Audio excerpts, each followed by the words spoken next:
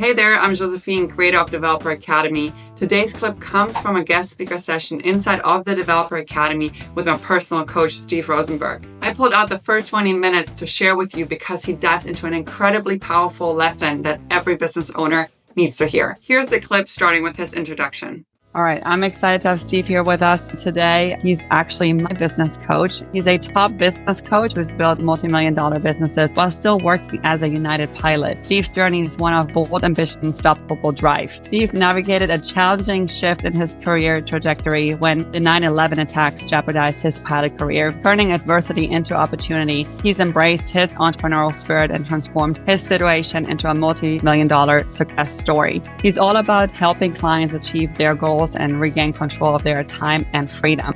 Steve is renowned for his dynamic keynote presentations. So he's speaking on stages like Brandon Turner, Ken McElroy, and other real estate gurus. His direct yet hopeful messages engage audience with both mentally and emotionally, instilling a positive outlook and guiding them towards success in various aspects of life. Despite facing an unimaginable tragedy on March 6, 2023, with the loss of his beloved son, Jed, in a motorcycle accident, Steve and his wife, Renee, established the Live Like Jed Scholarship Fund. This scholarship fund serves as a tribute to Jed's legacy, encouraging others to embrace life fully, persistently pursue their dreams. The fund specifically supports high school students seeking to enter the trade industry, mirroring Jed's passion as a welder. Currently, Steve Rozenberg channels his extensive experience as a successful real estate investor to mentor and guide individuals towards prosperity. I actually never had a business coach before him, because I never found a fit like him. He's very unique and I'm just thrilled to have him. So Steve, if you want to add to anything that I missed, please feel free to. No, I appreciate you having me. You almost made me kind of tear up again with my son, but I didn't think it happened this early in the morning, but thanks for the intro. First, I thought you were just saying this off the cuff. I was like, fuck, man, she really knows a lot about me. And then I realized you must be reading something. So anyways, that kind of summed me up. Nice to meet everyone. I'll just kind of add to it, and I don't want to make this about me. I want to make this about you guys. My business partner and I, we've owned and own quite a bit of real estate, self-storage, land development, rental properties, apartment complexes, all the shit that you guys can do and think of. I do, and I've done both right and wrong many times over and over again. I'm just like you guys. I created one of the fastest growing property management companies in the state of Texas. We scaled it organically to over 1,000 single family properties and sold it to venture capital that was funded over $200 million. And the way we did it is we ran it like an airline. So my background, I am a pilot. I fly a Boeing 777 for United Airlines. I've flown for them for 30 years. And what I do is I help people look at things the way they can systematize what they do. After I sold my company to VC, I started working with Bigger Pockets, who I'm sure you guys are familiar with.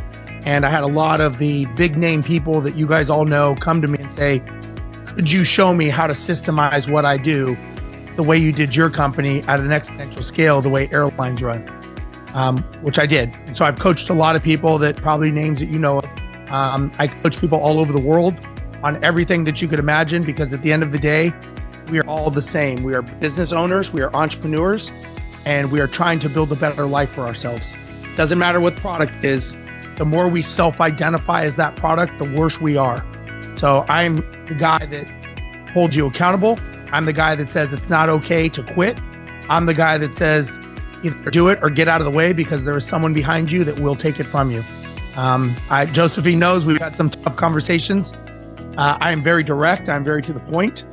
I'm not here to be your friend. I'm here to help you. And to me, that's being your friend. And sometimes that's saying the things that you may not want to hear, but it's what you want to hear.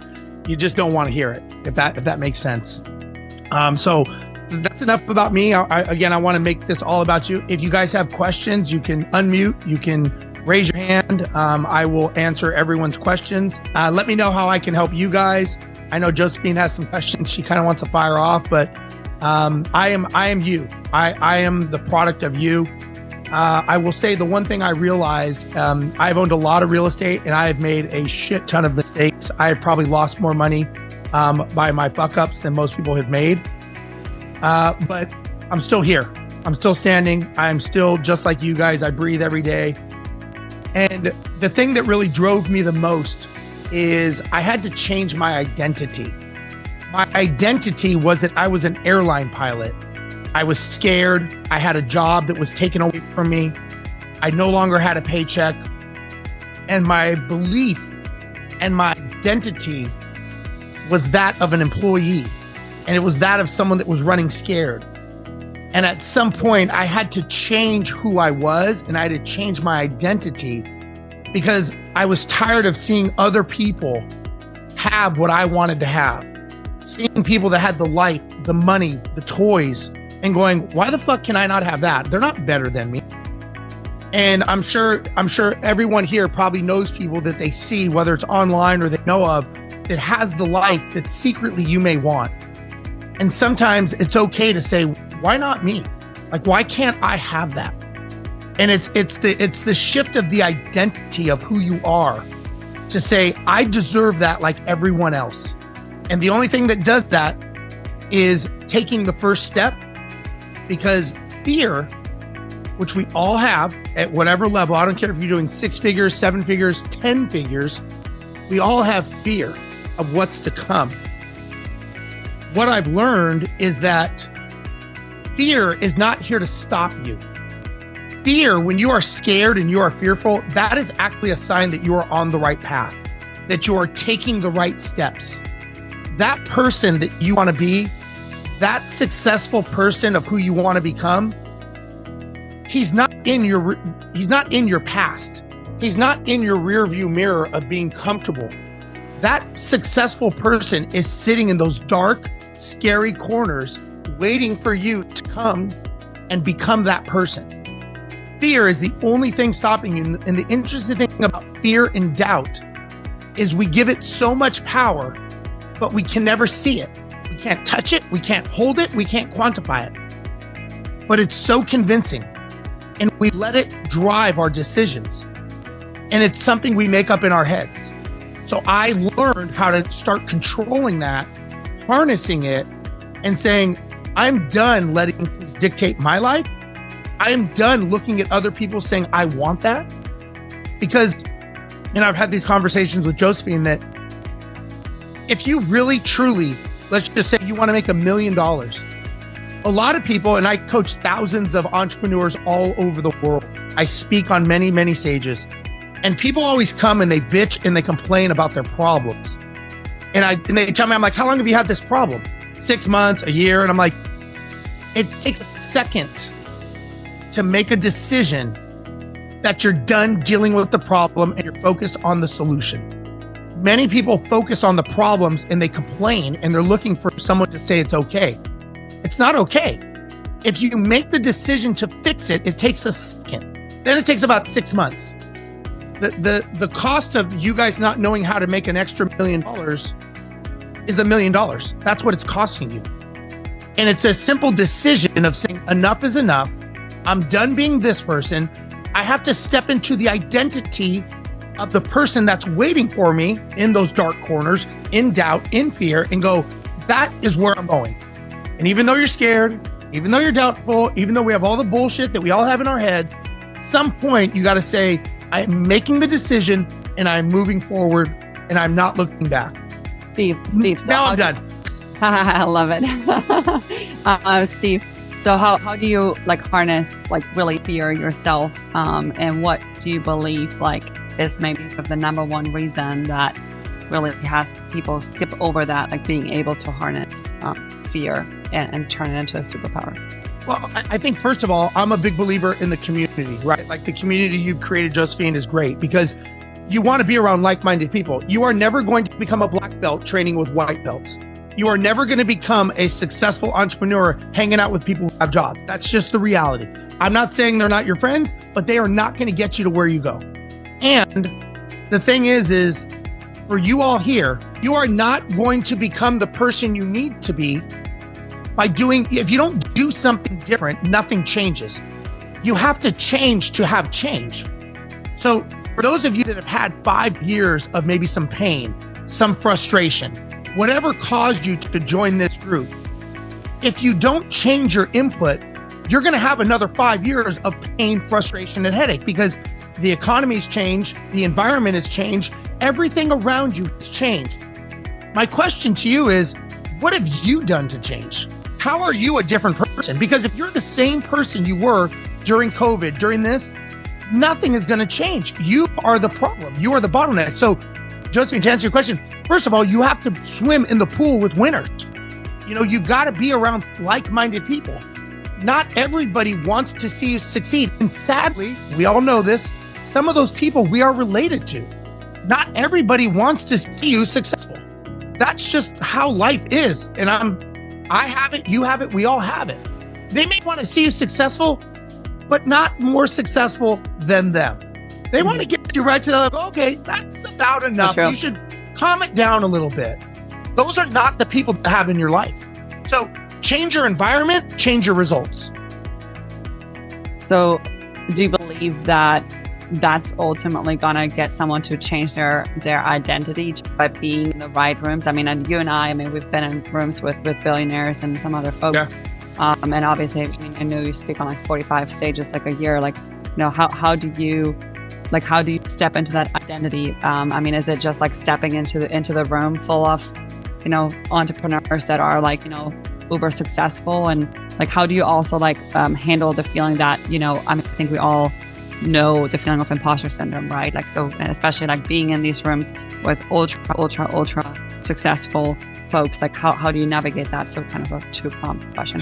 Yeah, the imposter syndrome is a challenge for a lot of people. And the reason is we have 1,500 words and thoughts that go through our brain every minute. 70% of those are negative. So for us to say that we are successful, we are going against what our brain is telling us. The reason they're negative is our brain is set to protect us. So it's protecting us from doing stupid shit like jumping off of a building going, this should work out fine. Your brain's going to go, no, dumbass, don't do it because you are going to kill yourself. Get away from the building. Buildings are dangerous. So for you to step to a room that you are not comfortable in, of course you're going to be out of the realm because that is not you. So it goes back to Josephine of, are you a $50,000 employee or are you a 10-figure or 7-8-figure CEO? Do you walk in the room with that resolve that everyone goes, I don't know who the fuck this person is, but they know who they are and they have their shit together? How do you walk in the room?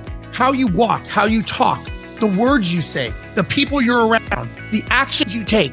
Are you doing it as a $50,000 employee? And make no mistake, there's nothing wrong with being that person. But if you're going to be a $50,000 employee, don't act like you're a 7-figure CEO because you're not that person. So for me, when I walk in the room, I fucking own the room. There's no doubt in my mind when I walk in that room, I own it because I know in my heart that's who I am. And the reason is I had to change my identity. When I was, and I still am an airline pilot. I still fly airplanes. I do it for fun, but I still do it. But I don't walk in there as an airline pilot. I walk in there as I am who I am. Some people like it, some people don't. I really don't give a shit. And you guys shouldn't either. No one is going to care who you are. You have to care more than anyone else. And so at some point, I'm not going to get political, but you take Hillary Clinton. She wrote a bestseller. 50% of the people loved her. 50% of the people fucking hated her. She still sold a bestseller. That's good marketing. So who are you when you walk in that room? Who do you show up as every day? Because you have to become that person. So the imposter syndrome is you don't have the identity and the belief because you haven't done the groundwork of who you are. So I talk about the law of advancement. The law of advancement says before anything goes up, it first has to go down. So you guys are all in construction and land barons. So when you guys build a structure, do you build the structure first and then build the foundation after? No. You wouldn't be like, oh, fuck, man, we forgot the foundation, dude. Like, you gotta fucking go back and build the foundation. No, you build the foundation based on the footprint of the building you're going to build. Maybe a house is a 12-inch foundation. If you build an apartment complex, would that foundation be the same size or would it be thicker and deeper? It'd be thicker and deeper because you're going higher. Now, if you said, I'm gonna build a skyscraper, Steve, I'm like, okay, Same size or deeper? It's going to be deeper because of a bigger structure.